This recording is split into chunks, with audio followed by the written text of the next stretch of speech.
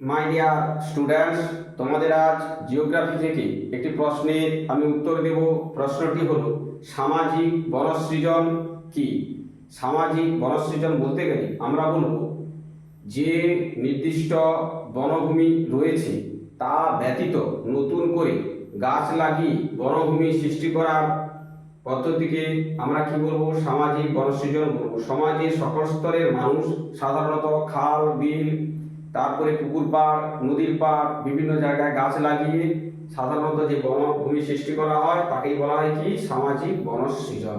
এই সামাজিক বনসৃজনের ফলে কি হয় না, পরিবেশকে রক্ষা করা হয়, আর কি মাটি ক্ষয় রোধ করা হয়। সাধারণত গাছ লাগিয়ে আমরা কি পাই? কাঠ পেতে পারি, ফল ফুল পেতে পারি। এই জন্য সাধারণত গাছ লাগানো আমাদের অবশ্যই প্রয়োজন।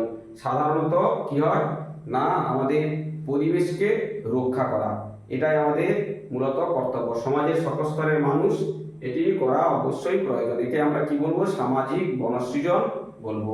তোমরা নিশ্চয়ই বুঝতে পারলে সামাজিক বনসৃজন কি। পরীক্ষায় প্রায় আসে, বিশেষ করে দশম শ্রেণীর যারা ছাত্রছাত্রী রয়েছে তাদের তো অবশ্যই আসে। এটা 2 নম্বরের কোশ্চেন, সামাজিক বনসৃজন কি, পরীক্ষা করবে। তাই বুঝতে যদি না পারো তাহলে তোমরা কমেন্ট করবে, আর যদি বুঝতে পারো চ্যানেলটা ফলো দিয়ে সাবস্ক্রাইব করে পাশে থাকবে পরের প্রশ্নের উত্তর পাওয়ার জন্য।